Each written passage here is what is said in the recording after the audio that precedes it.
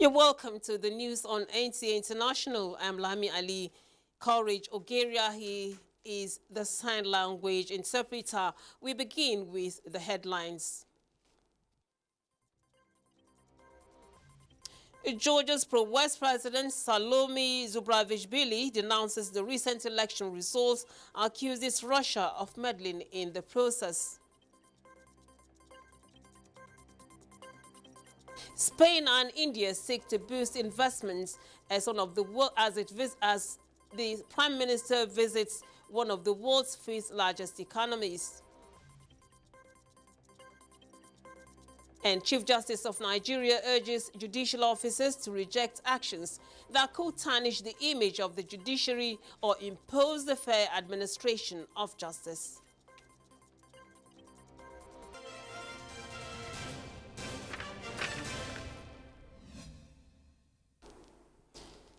Vice President Kashim Shettima is to brief President Bola Tinubu on matters of state during the two-week vacation of the Nigerian leader abroad. The Vice President met his boss this Monday. Vice President Shettima returned to the country Saturday morning from his aborted trip to the Commonwealth Heads of Government meeting in Samoa, where he was supposed to represent his principal. He was also in Sweden while the president was away on break. Spain seeks to boost investment in India, one of the world's fifth largest economies. Given this, Spanish Prime Minister Pedro Sanchez is on a two-day visit to India. Uche Ugochukwu reports that his first activity was the inauguration of a military aircraft factory in Vadodara in Gujarat State.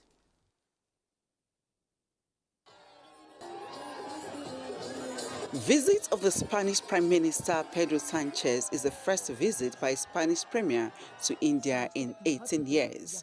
India's Defense Ministry agreed to a $2.5 billion deal for 56 cargo and troop-carrying C-295 aircraft from Airbus Defence and Space in 2021, 16 of which was to be assembled in Spain, with the deliveries made last year, while the 40 remaining was to be built in India. The Indian plant in Vadodara will complete the first made-in-India C-295 aircraft in 2026. At the inauguration, Indian Prime Minister Narendra Modi said the factory will not only strengthen India-Spain relations, but also the Make in India and Made for the World mission, also reinforces India's position as a trusted partner in global aerospace manufacturing. This project strengthens our industrial ties while underlying our country's deep commitment as a reliable and strategic partner. And it shows as well the capabilities of the Spanish defense industry, with its world-class expertise and its well-earned international reputation.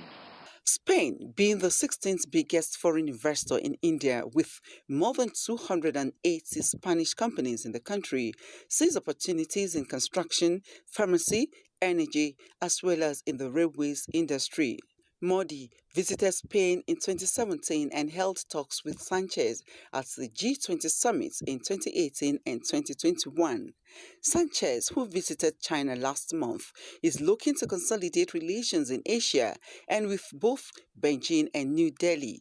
The Spanish leader is slated to visit India's financial capital, Mumbai, on Tuesday, where he will hold talks with business chiefs, as well as a visit to a Bollywood film studio in a bid to seek tie with Spanish firms.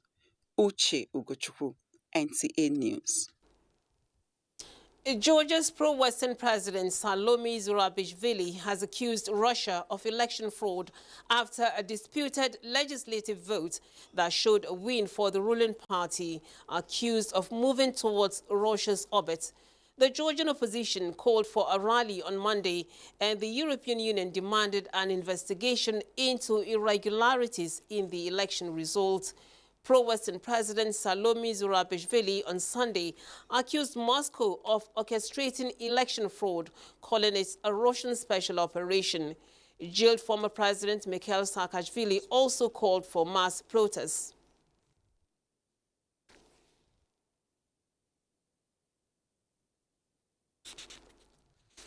The UN's Children's Fund says that more than 17 million school-age children in Sudan are still out of school as hundreds of learning institutions remain closed due to the ongoing conflict. Those who still have access to learning live in constant fear of attacks. Here is the report. Many children in Sudan have been forced out of their classrooms. Going to school and getting an education is now a dream out of reach for millions. But for those who live in places less affected by the fighting, like this part of the capital, Khartoum, the possibility of violent attacks on school worries them. We face a lot of difficulties: stray bullets, looting, beatings and theft. Since the war began, we have been sitting in our house and not going out. We cannot study or read. We have no way of going outside the house. All we can do is eat and sleep. The conflict, which began in mid-April last year, has almost grounded the country's education system. The UN has repeatedly warned Sudan is on the verge of having the worst education crisis in the world. Students fear they'll miss the national end-of-year exams, and with internet coverage hampered, remote learning is not an option. The lack of communication network has had a great impact on us. We cannot communicate with our families and they cannot check on us. I just want to thank our teachers who have put in efforts to continue teaching us. Dozens of schools are being used as shelters, and learners have to share space with the displaced. Teachers too are facing difficulties. They haven't received salaries for months. But in the midst of fighting, some have chosen to tirelessly teach in challenging conditions, including overcrowded classrooms. We hope that the war will stop and that peace will prevail in the country. We have suffered a lot, but we are determined to continue the educational process, and we have opened a few schools. People are very tired, and there was a time they could not allow their children to go out of the house because of the intense clashes. But people got past that stage and got used to it and insisted on continuing the educational process. The conflict between the army and the RSF has affected 12 of the 18 states in the country, and with the fighting still raging on, the future of an entire generation is now threatened. As anticipation builds for the Nigeria-Morocco Business Week, industry leaders, policymakers and investors from both nations gear up to explore new frontiers of economic cooperation. Musa Abubakar reports. Nigeria and Morocco trade relations shows a mixed trend, with Nigeria's export to Morocco growing at an annual rate of 3.67% over 5 years, while Morocco's export to Nigeria is set to decline at the rate of 1.88% over the same period. But this is about to change with Nigeria and Morocco Business Week in sight, as both countries are exploring opportunities beyond energy, including renewable energy development, agriculture, and training programs. Mainly, we want to foster closer economic ties between the two countries that have so long-standing historical ties. We want to translate those ties into more concrete economic ties. And the Business Week actually is to involve a number of Nigerian companies and government departments and ministries who have already arrived here in Casablanca. With a focus on key sectors like agriculture, manufacturing, and energy, the Investment Summit fosters collaboration, unlocking opportunities that benefit both countries. Ahmed, who is now the Minister of Regional Development, is here. He's actually effectively the leader of the Nigerian delegation. He is meeting with the Association of Steel Producers, Steel Development in Morocco to discuss areas of cooperation. The forum encourages sustainable partnerships to drive regional prosperity. From Casablanca in Morocco, Musa Abubakar, NTA News. President Bola Tinubu has directed the security agencies to provide immediate adequate security cover for personnel of the Transmission Company of Nigeria to restore power supply to the northern states currently experiencing power outages. Minister of Power Adebayo Adelabu disclosed this after briefing President Bola Tinubu on the power supply situation in the north. 17 states of the north are currently in blackout due to the vandalism of the Shiroro-Kaduna transmission line, a major line supplying power to the northern parts of the country.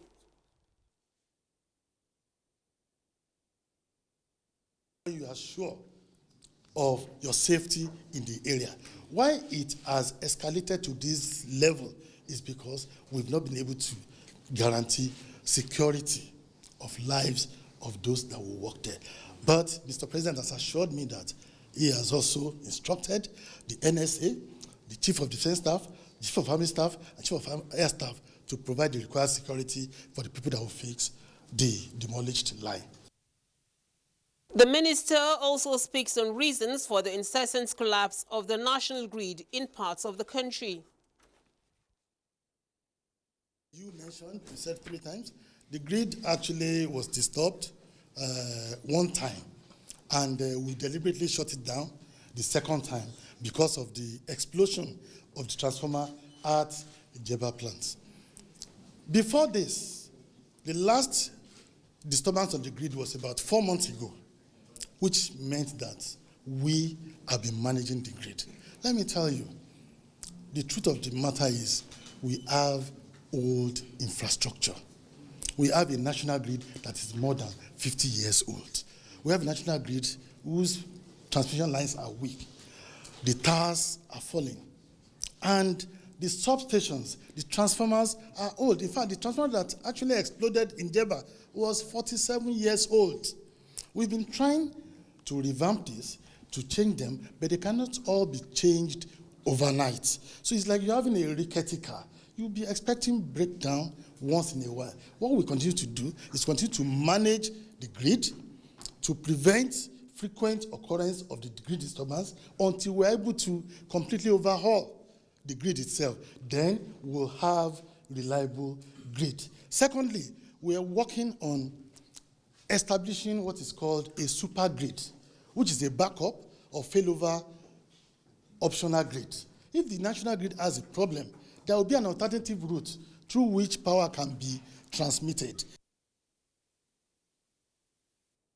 Now, still on the power situation, the Northern Governors Forum, in collaboration with traditional rulers, have resolved to work closely with the federal government to end the ongoing power outages in the north. Muhammad Umar Ajingi reports that the chairman of the forum, Muhammad Inuwa Yahaya, during the meeting in Kaduna, says the governors will also take advantage of the compressed natural gas (CNG) initiatives as well as the livestock development projects to drive economic growth and improve the well-being of their people. The northern governors and the custodians of the cultural heritage of the region, one by one, arriving for another meeting to address the challenges facing the north. It began with the host governor, Ubasani, and the Northern Governors Forum Chairman Muhammad Inuwa Yahaya setting the tone for the discussions. We must work with the federal government to ensure that fiscal policies are sensitive to the realities of the day. As we speak today, most of our northern states are in darkness due to vandalization of electricity transmission infrastructure. This not only underscores the vulnerability of critical infrastructure, but also the need to build additional transmission lines. Let me use this opportunity to commend our dear President, Bola Ahmed Tinubu, GCFR, for reinvigorating the war against terrorists, bandits, the establishment of a joint military command and launching of Operation Fansanyama are clear demonstrations of the federal government's commitment to decisively tackle the multidimensional challenges of insecurity confronting the North. Then the Sultan of Sokoto and the Chief of Defense Staff General Christopher Musa shared their experiences, emphasizing the need to strengthen cooperation among the northern leaders as well as all stakeholders involved to effectively address the issues. One point I didn't hear was the establishment of the Almajiri and out-of-school children commissioned by the federal government, which we 100% supported, and the leader of that team had already been with us and we've discussed. I think we must include it in what we are going to discuss because the issue of out-of-school children and Almajiri is a very sore problem to all of us. For us, cooperation is very, very key and very critical to our success. By working hand in hand, we can overcome the challenges before us and pave the way for a better northern Nigeria. It was in this vein that the Armed Forces of Nigeria recently rejigged its operation in the Northwest with the launch of operationalization of Joint Task Force Operation Fansanyama. It is expected that at the end of their deliberations, the leaders will come up with an alternative ways of solving the problems. In Kaduna, I am Muhammad Umarajinki, NTA News. This is news at 7 on NTA International. More stories to come after the break. Do stay tuned. We all get that party where they get your back anytime or day. E go carry a matter for head like say na your own. Now so GoTV tanda for your side as your party for correct enjoyment. We not a tear pocket. For this GoTV Super Plus Golden Window, you fit touchlight all the 380 Premier League games, correct local shows, and better film. We day for you. Make your sharply upgrade or recharge your GoTV on top Super Plus to enjoy every today. The Super Plus Golden Window don't come out money now. No do yourself, oh. GoTV. Love it. Thank you for saying. The founding members of the Women Trafficking and Child Labor Eradication Foundation, Whatclef, are marking 25 years of impactful efforts in the fight against human trafficking and child abuse in Nigeria. Amina Baba Suleiman reports that the celebration attracted dignitaries, including Nigeria's First Lady, Oluremi Tinubu, former President Olusegun Obasanjo, and former Vice President Atiku Abubakar. Founded in the year 1999, the foundation has achieved a significant milestone since its establishment 25 years ago. It is the effort of the founding fathers that brought about NAPTIP with the passage of its anti-trafficking bill by the National Assembly, which was signed into law by the former President Olusegun Obasanjo in the year 2003. Her unwavering dedication to combating human trafficking and child labor has changed countless lives. She did not merely witness the suffering of women and children, she took decisive action to lead the charge for change. To felicitate with those who have benefited from saving them from trafficking, human trafficking, saving them from child labor. It was a blot on Nigeria. Amina Titi Abubakar, the initiator and founder of Whatclef, emphasized the critical need for continued collaboration among stakeholders to tackle the increasing challenges of trafficking confronting Nigeria and beyond. To me, I did not doubt that all forms of sexual exploitation are incompatible with human dignity. We fight to save animals. We fight to preserve our environment. We fight job trafficking. We fight currency trafficking. Why not fight to safeguard and preserve human dignity? Human trafficking and child labor. I'm deeply honored and delighted to be speaking to you about the issue that affects all of us, together with our differences in status and background. Nigerian First Lady Oluremi Tinubu, represented by the wife of the Vice President, Nana Kashin Shettima, delivered a heartfelt message congratulating the founder of Whatclef. The issues of trafficking and child labor are painful realities of women and children, who are often the most vulnerable to this menace. They called upon all citizens to join the movement to eradicate trafficking and protect the rights of vulnerable populations. Amina Baba Suleiman, NTA News. Now, the Chief Justice of Nigeria, Justice Kudirat Kekere-Ekun, has urged judicial officers to reject actions that could tarnish the image of the judiciary or impede the fair administration of justice. The CJN gave the charge in Abuja as the opening of the Batch B induction course for newly appointed judicial officers of the Superior Courts of Record. Chukununso Nwabweze reports. Converged here at the National Judicial Institute, Abuja, for the Stream 2 of the Institute's 2024 induction course for judicial officers of superior courts in the country are the newly appointed judges of the Federal and State High Courts, National Industrial Court, caddies of the Sharia Courts of Appeal, and judges of the Customary Courts of Appeal. The judiciary serves as the backbone of democracy. The Chief Justice of Nigeria, Justice Kudirat Kekereekun, while warning judicial officers regarding the indiscriminate granting of ex parte orders, charged the participants to execute their duties with unwavering integrity and dedication in order to reinforce public confidence in the nation's justice system. Judicial discretion in the issuance of remand orders must be exercised with careful consideration of the particular circumstances of the case. We must remain conscious of our control over our courts and uphold this responsibility with firmness and prudence. The correlation between judicial efficiency and capacity building is one that cannot be overemphasized. Hence, following this all-important induction course, we look forward to receiving and recording the participation of your lordship at various training programs tailored to build their capacity in various areas of law and to equally enhance their functionality. With the theme, repositioning the course for better justice delivery, the induction course is specially designed to indoctrinate his lordships in the peculiarities of the higher bench, as well as to familiarize them with the art and craft of justice delivery pertaining to their new roles. Chukunonso Mwabweze, NTA News. The federal government has expressed satisfaction with responses of some state governments who have announced their new minimum wage following the declaration by the federal government's Secretary to the Government of the Federation, George Akume, who was in the State House to discuss state affairs with President Bola Tinubu, was a significant member of the Tripartite Committee on the National Minimum Wage. While reiterating federal government's commitments to the new pay benchmark, the SGF urges the sub-nationals to ensure implementation.